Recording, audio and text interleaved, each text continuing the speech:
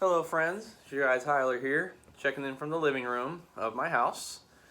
Normally on my channel, I like to do fun and wacky things, recreate entrances of WWE superstars, do trick shots, or I've done costume reveals on this channel before, things along those lines. But today, I want to do something different, kind of more organic material, if you will. I just kind of want to share some things that I've encountered over the course of my 25 years on this planet. Kind of some things that I've learned along the way, and just different lessons that I've learned over the course of my life, and then at the end I'll present kind of my main point that I kind of want to put out in this video. So. Let me preface this conversation by saying I'm no different than anybody else. I've incurred different kinds of adversity throughout the course of my life, whether it's from a mental perspective, a physical perspective, spiritually, academically, professionally, you pretty much name it. And I've had to deal with some sort of rough patch in my life. And so also I want to preface this by saying I'm not trying to make myself any more special than anybody else. That's not the intent of this video. It's simply to just share some notable experiences of my life with you guys, and to share my perspective on everything. And then, just like I said, just present a main point at the end of this video. So this is my testimony unfiltered. That's the name of this video, and that's basically what it is. So let me start off by saying, through basically the first 14 years of my life, I hadn't really experienced a whole lot of adversity. I mean, if anything, it was just the normal stuff in school that would be challenging, like an assignment or project or studying for a test, those kinds of things. That was about the most adversity that I had faced, and to some degree a little bit of bullying, but sadly it's such a norm these days in society. So basically, and like no broken bones. I mean, nothing serious like that. So I will say, there's no denying this. I've been pretty blessed throughout the course of my life, even though honestly, I don't deserve it more than anybody else. So, with that being said, the first notable experience of my life was my first colon surgery back in June of 2008. So I was 14 years old when I had this surgery, and the old cliche, ignorance is bliss. Well, that was the case in this situation, mostly because, like I said, I hadn't experienced a ton of adversity up to that point. Nothing too out of the ordinary in our society today. So to say it, I guess you could say I've had it pretty easy up until that point. And now my mom had the surgery the previous year, and I only knew to a small degree from the outside looking in kind of what to expect. Like I knew there was going to be pain and nausea, and there's going to be a little bit of a road to recovery. And so the reason why the surgery was needed, my sister and I, sometime before that summer, had a blood test done, and my sister and I, we had a gene called familial polyposis. In layman's terms, that's basically the development and presence of polyps inside of the colon. If they go undetected, untreated, and stuff like that, it turns into cancer. And colon cancer has a very, very high, high lethal rate. So especially if you're like stage 4, stage 3, maybe, um, your chances of survival are not very good. And so, anyhow, the basic decision was either colon surgery or colon cancer. I think I'd rather take colon surgery. So, had the surgery, and to kind of give you guys a little bit of an idea of what it's like to go through colon surgery, for those of you that haven't gone through it, the first couple days, maybe day and a half, 2 days, post surgery, you're feeling pretty good, because you're all dosed up on drugs that are meant to take any sort of pain or any discomfort away. And for me, when the drugs wore off, it was third day post-op, and nausea set in because your body's finally processing, oh yeah, you just had colon surgery. So it's usually just like a 1-day thing, kind of like a 1-day stomach virus, if you will, kind of thing. And you don't really have an appetite for especially those first few days. If anything, by the end of that first week post-op is when you start to have some sort of appetite. So, didn't really eat a whole lot when I was in the hospital. I ate basically just enough for them to let me go. And I remember it was a few days after I gotten out of the hospital. There's one night I was going to the bathroom in the middle of the night, which has sadly become a norm for me over the years, once or twice a night. But on this particular occasion, it stands out because I remember just sitting on the bathroom floor, looking up to the ceiling, going, God, why am I going through this? Why? This pain sucks. Just kind of questioning everything at that point. And because for me, at that time, that was the most vulnerable that I have ever felt. And luckily, I have a tremendous support system here. My parents would always lift me up and always, pick me up when I felt down. And at that time, my sister was 8 years old and had dreams of becoming a nurse. And so every little thing I needed, whether it was just the TV remote or pain medicine, nausea medicine, she was there. And so all of those things really helped me out a lot. And so the road to recovery wasn't overall that terrible. Kind of once you kind of get into a rhythm of feeling a little bit more comfortable each day, or I guess a little less uncomfortable each day, you get into a rhythm of being able to sleep and being able to eat and kind of get up and moving around, because that's equally important when you're recovering.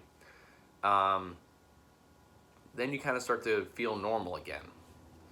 And it was actually about 2 months or so after the surgery, and after feeling like I was at my lowest of lows at that point, I ended up playing football for the freshman football team that year.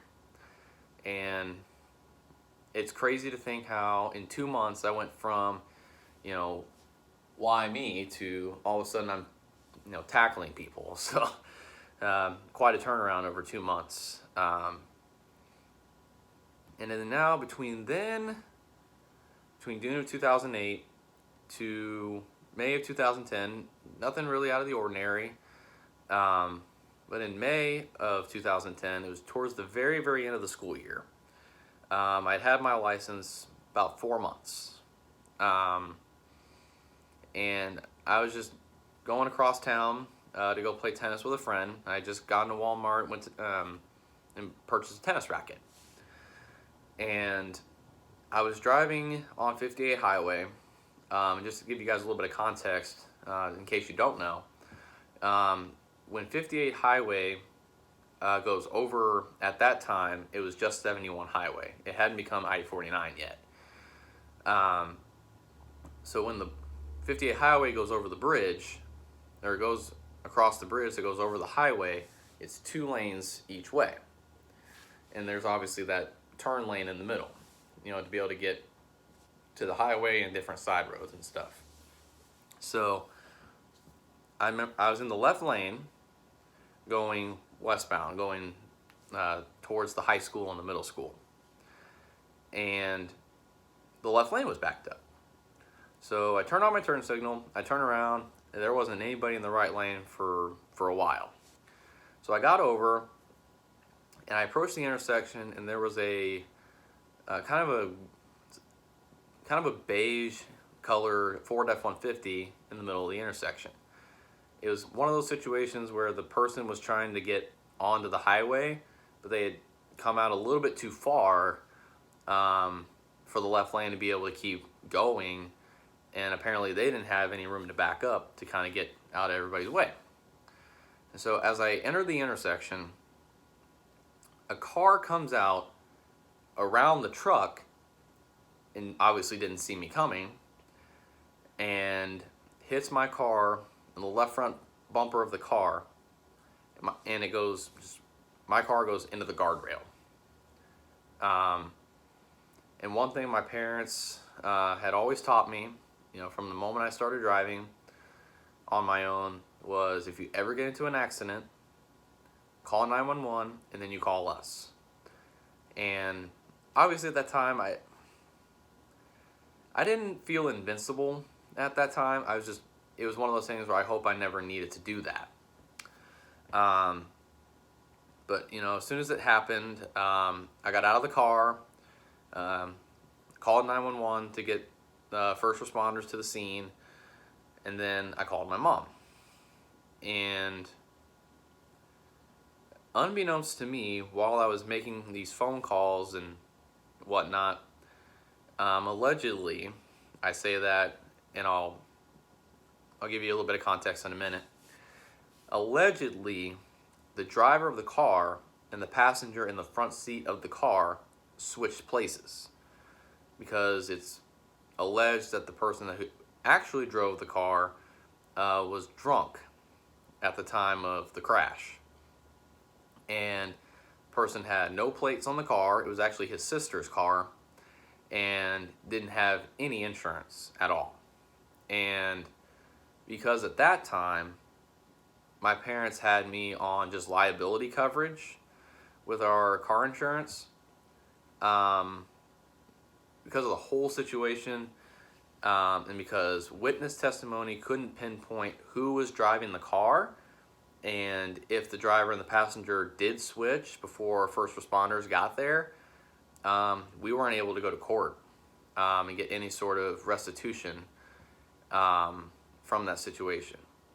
And for a while after the accident, anytime I would sit in the front seat of anybody's car, whether it was my mom, my dad, or just a friend or whatever, if they got up close to somebody else's car, my first reaction would be, to put my foot down on the floor as if I were hitting the brake pedal, even though I'm sitting in the front seat. It was just a reflex for a while. I had no desire for a while to get behind the wheel of a car after that. And actually, crazy enough, for the first few minutes after I made the phone calls, to 911 and then my mom, and even a few minutes after I got off the phone with my mom, I didn't realize that my glasses had flown off as a result of the crash. They were actually sitting on the floorboard of the passenger seat, or the passenger side. So I didn't even notice that for a while because I was so in shock because of what had happened. And so for a while I had zero desire to get behind the wheel of a car and drive. I'm like, if I'm going to go somewhere, I'd rather have somebody drive me, because I just wasn't mentally ready for it yet. And my parents have always walked a fine line of knowing when to be sympathetic towards what I'm going through, and then knowing when to kind of, light a fire under my butt, if you will. And after a while, they're like, okay, we understand this happened, but you've got to get back behind the wheel. You have to. And at first I'm like, no. But then after a while, I'm like, all right, you guys are right. I need to get behind the wheel at some point before the start of the school year. And so while I was at choir camp with the church choir, that week they had bought me a truck, a 97 Chevy Silverado. So it was kind of one of those, like, I'll get behind the wheel on one condition, where I can drive a vehicle where I'm kind of up higher, because I didn't feel comfortable driving a car that was kind of lower to the ground, as opposed to a truck where you're kind of seated up a little bit higher. So and they understood, and ever since that accident, I've really learned just how to anticipate when something is going to happen, and how to take precautionary measures to make sure that an accident like that doesn't happen to me again. I hate to put it this way because I feel like I should be nicer, but I'm just going to say it anyway. There's idiots out on the road. There's people that are just naturally aggressive drivers, and there's people out there that are in a rush to get to a job they absolutely hate, or they're late for an appointment, and so they're just rushing to get wherever they want to go. And then there's obviously going to be the few and far in between that think that where they're going is just so much more important than where anybody else is going. So like, one thing I've learned over the years is when someone starts aggressively driving through traffic, like, weaving in and out of lanes, something that I'll do, like on the highway usually, is I'll let off the gas and just kind of slow down a little bit, and just kind of let that aggressive driver get way out ahead. And that also helps because if they were to cause an accident, that would give me time to be prepared to try and avoid it, and not get caught up in the crash. So just things like that. Or if I'm on the highway and I'm driving in either the left lane, or if I'm just driving in any lane, on like 3-lane highways, for example, and if I see a car coming behind me at a high rate of speed, like way faster than what I'm comfortable driving, if I have the option, I will get over one lane to the left or right or whatever. I just get out of their way, because the last thing I want to do is have someone who's obviously driving pretty aggressively to be going that fast. I don't want them to get frustrated with me and take me out in a crash, or I just don't want anything bad to happen. So I just get out of their way. I'll just let them go. And those are just some things that I've learned really since the accident. So now it's that same year, 2010. And actually about a month or so before the crash, I sustained a little bit of a knee injury. I was just playing basketball here in the driveway, like I'd done hundreds of times before. I just came down from grabbing a rebound, and I felt a little bit of a tingle right here on my knee. Wasn't painful or anything like that. It almost felt more like, I know for me, when I sleep sometimes and I wake up, if I lay my head down on the pillow on like this part of my elbow for too long, I wake up and my hand just, in my fingers, it feels really, really numb. It almost felt more like that, as opposed to any sort of real pain. And it just kept kind of persisting. I was still able to finish baseball season, and it wasn't too bad, but it's just that tingling sensation that I felt, it just kept persisting. It had been about 2 or 2.5 months since I originally sustained the injury. And I talked to my parents one night over dinner, and I'm like, I might be jumping the gun on this, but I think I need to get my knee checked out.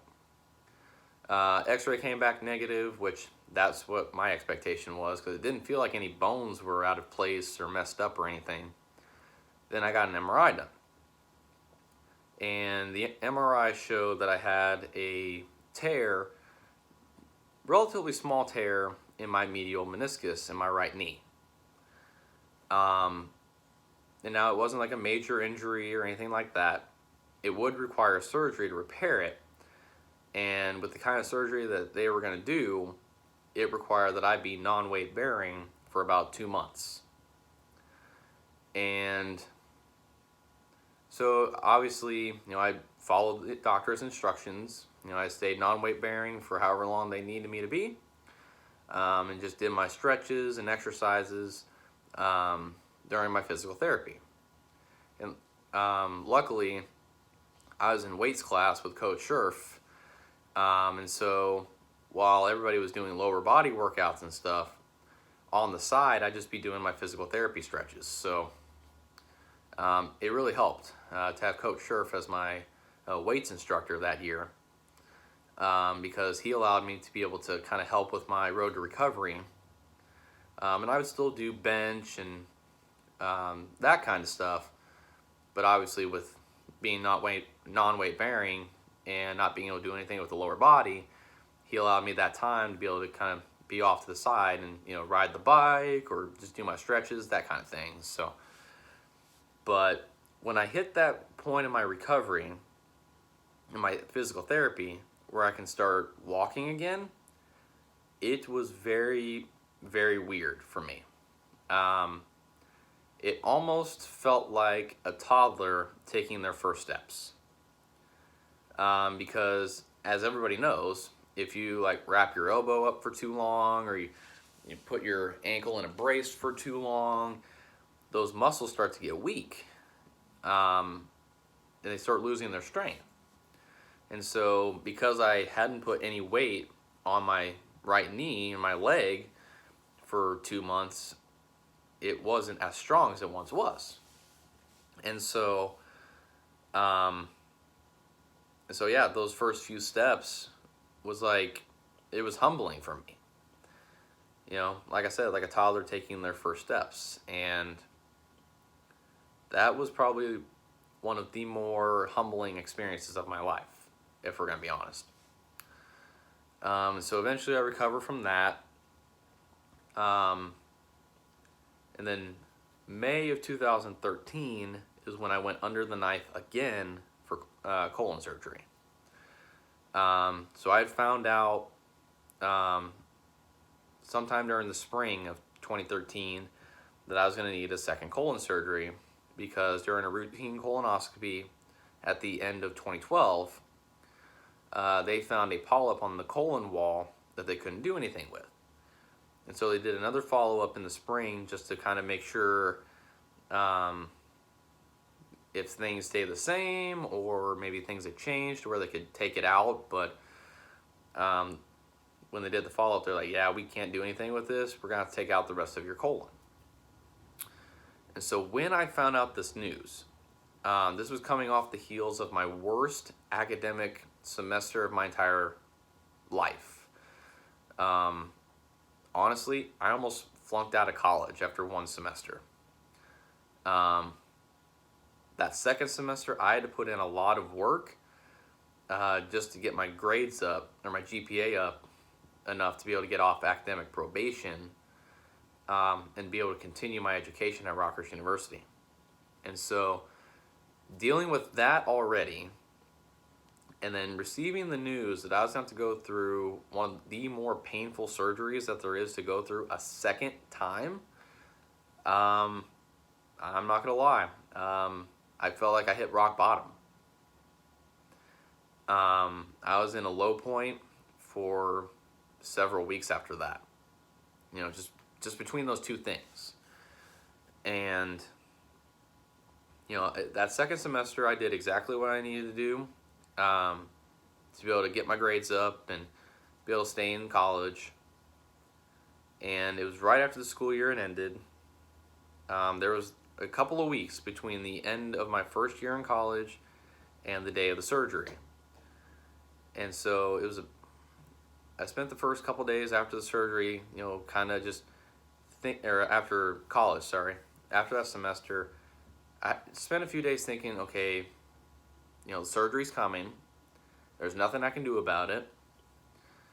So I'm gonna have to make a decision here. Either I'm just gonna keep feeling sorry for myself and keep playing the woe is me game, which I'm never a fan of doing, or just accept it, just tough it out and move on.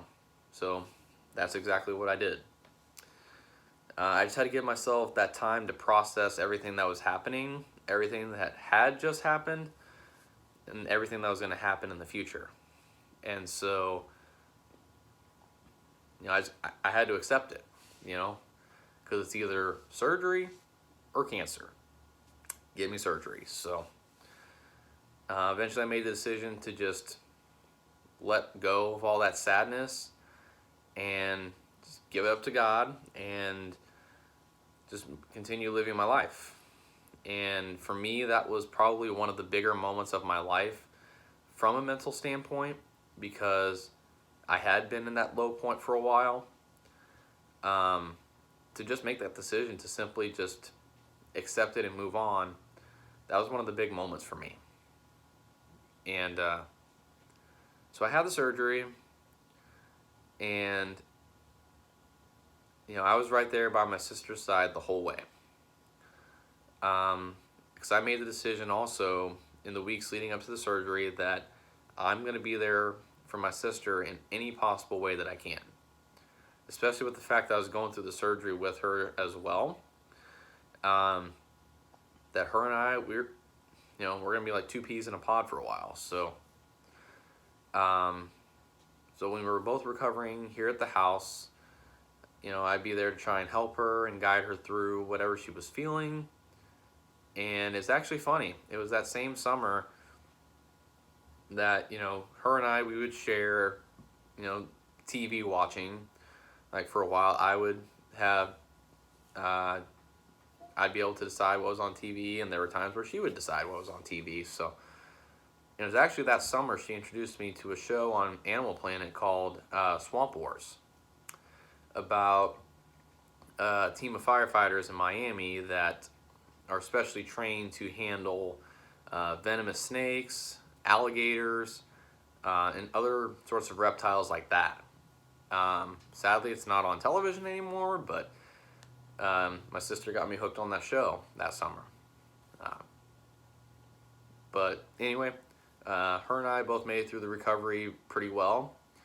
And a little bit of background on the surgeries that my sister and I had. In the past, even as recently as when my mom had her colon surgery in 2007, when you had your whole colon taken out, for a time you had to have a colostomy bag. And in those years between my mom's surgery and the surgery that my sister and I are about to have in May of 2013, there was a new method to doing that type of surgery, in which the surgeon would go in, and instead of operating with the intention of a colostomy bag, they would operate with the intention of reconnecting everything on the inside, and make it what's called a J pouch. So it's all connected together, and intricately stapled together and everything like that, so that you wouldn't have to have a colostomy bag. And so my sister and I, we were the third and fourth patients of this particular surgeon for this surgery. So in essence, we were guinea pigs. And now the surgeon who did our surgeries in May of 2013 also did my first colon surgery back in 2008. And so I trusted this guy, and he's actually the first person I've ever encountered that was not arrogant, but super confident. he was one of those guys where if he said, you know what, I'm going to go in and we're going to get this done and all that sort of thing, he had the ability to back it up. And so he wasn't a person I would call cocky or arrogant or thick-headed even. Like, within reason, he was one of the most confident doctors that one of the more confident people I've ever been around. And so we got through the surgery and everything operated as it needed to with our colons. So luckily, we were able to recover well and no issues. So, and the one last notable experience that I want to share in this video. Again, for those of you that don't know, in October of 2014 was probably one of the craziest times for me from a health standpoint in my entire life. Coming from a guy who has a colonoscopy every year, had 2 colon surgeries and a knee surgery, all sorts of things before this point. So, my family and I, we had just taken a little bit of a road trip, if you will. My sister and one of her best friends, they wanted to go see an up-and-coming singer named Jacob Whitesides, and he had a show going on at this little bitty theater-like place just outside of St. Louis. So we do that, and we come back, and it was that next night, I was watching the Chiefs game, and I just felt a little bit of discomfort in my abdomen area. And I didn't think too much of it, but I did, lay on a heating pad, and I took some ibuprofen, thinking that would, resolve the issue that was going on. And during the night, the pain intensified, and I was almost constantly vomiting. I was vomiting every hour and a half to 2 hours, almost on the clock, or on the dot. And after about the 4th time that I had puked, I called my mom, and I'm like, I think I need to go to the ER. Something's just not right. And so she takes me to the ER up at St. Joe Medical Center on State Line. And it was at that particular ER that they did an initial scan. The doctor came back with the preliminary results and said that there's a mass in my abdomen. And of course, my mom just kind of wanting to get very pointed information. Goes, well, do you know if it's cancerous or not? And the doctor's reply was, well, we don't know, but that's where lymphoma typically starts and grows. And shortly thereafter, he left the room. And my mom and I look at each other like, he just said what? And so, of course, we start already kind of panicking and thinking the worst. And so that was a terrible experience for me there. But it was after I got transferred from there to Children's Mercy Hospital. They did the testing that they needed to do, and they were able to deliver a diagnosis. It was a tumor, but it was a non-cancerous desmoid tumor. So they gave us the official diagnosis, and they told us the treatment for this would include a year of chemotherapy. Not as aggressive, but it was still chemotherapy for a year. And I was kind of sitting back thinking,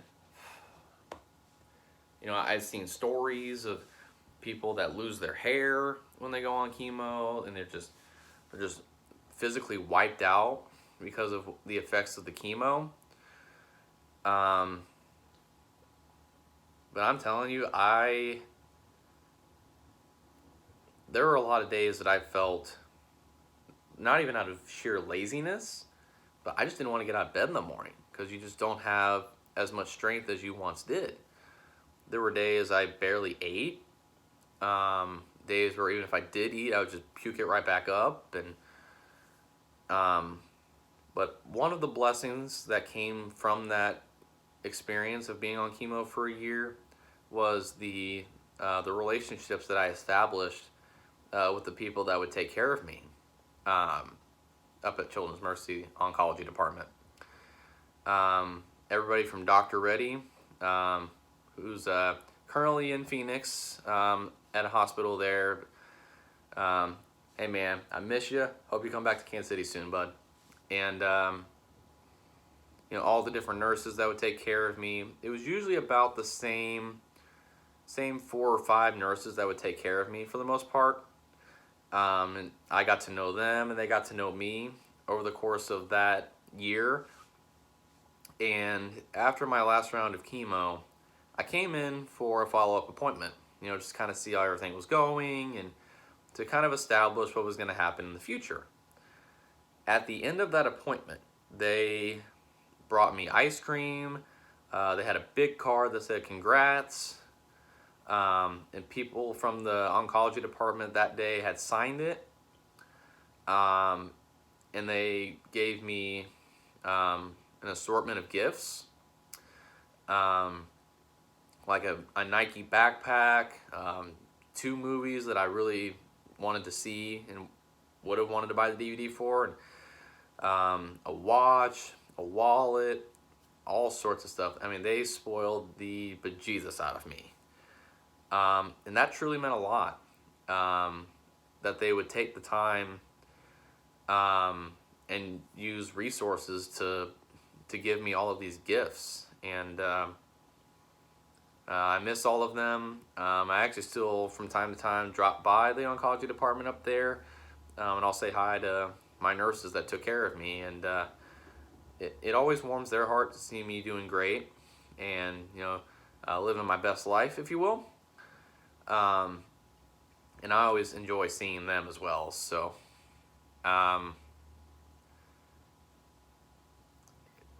but here's where the whole message becomes full circle.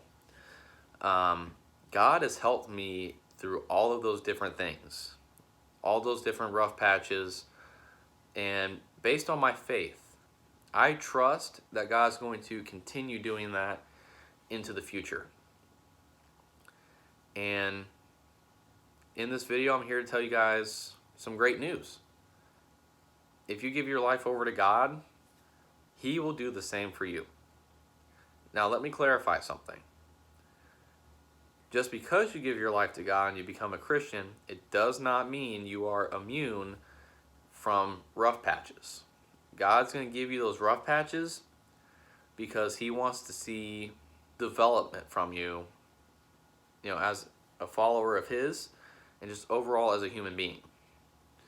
There might be something you need to learn, just in general, not particularly from a bad experience or anything, but there's something that He wants you to learn because it'll help you as a person going forward. And the great thing about going through rough patches and getting through to the other side, those kinds of experiences can build one heck of a testimony. And that's all I'm here to share with you guys, is my testimony. That through all these different rough patches and rough patches that'll happen in the future, God has helped me through all of it.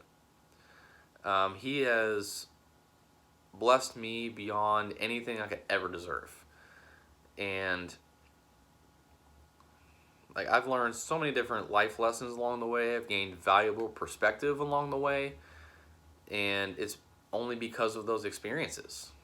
If you live a sheltered life, you're not really going to learn anything. So that's what I'm here to tell you guys. I'm here as an example of the fact that God does not turn His back on or forsake His people. These rough patches come as a result of living in a broken world. A world full of bad decisions made by human beings. And it's been that way almost since the beginning of time. God created this earth perfect. And Adam and Eve sinned in the Garden of Eden and established a curse upon humanity called sin. And that's why you see these things like earthquakes and hurricanes and people going through cancer. It's things like that that happen because we live in a broken world. It's not because God wants to punish people or anything like that. It's just simply because of the nature of humanity. So, but guys, let me tell you something. If God turned his back on his people and just completely left them in the dust, I wouldn't be here. Nobody would be here. So let me say this. I am here. If you need evidence of just how amazing God is and how he can help people through bad times, I'm just an example. There's countless other examples in this world. Just get to know people and get to know their story, you know? And you'll see tremendous examples of God's blessings through good times and bad. And so that's what I want to tell you guys. That God is here, God loves you, and rough patches are going to happen. But it's not because you're a bad person, and it's not because God hates you. In fact, God loves you. God created you in his image for a reason that only he can explain. But he has a reason for your existence. If God didn't have a reason for you to be here, you wouldn't be here. Plain and simple. So that's what I want to share with you guys. This has been my testimony, Unfiltered. I want to thank you guys for tuning into this video. I've got a couple of projects that I'm in the process of working on. I'm not going to do a costume reveal through YouTube like I did last year. I'm just going to do it through my social media channels, so stay tuned for that. I'll just give you one hint that it's one of the all-time greats in entertainment. But anyway, and then I'm working on a couple of more serious projects. And sometime next month around Thanksgiving, I'm going to do another What I'm Thankful For video. Just kind of what I've been thankful for over the course of this year. And I've got, like I said, just a few fun projects down the pipeline. And so please stay tuned for that as well. Don't forget to subscribe to my YouTube channel. So if I post new videos like this one, you guys will be the first to know, and you won't miss out on any of the content, whether it's fun and wacky stuff or whether it's more serious stuff like this. So I just want to say thank you guys for your support. Thank you for watching. Have a great day, and God bless.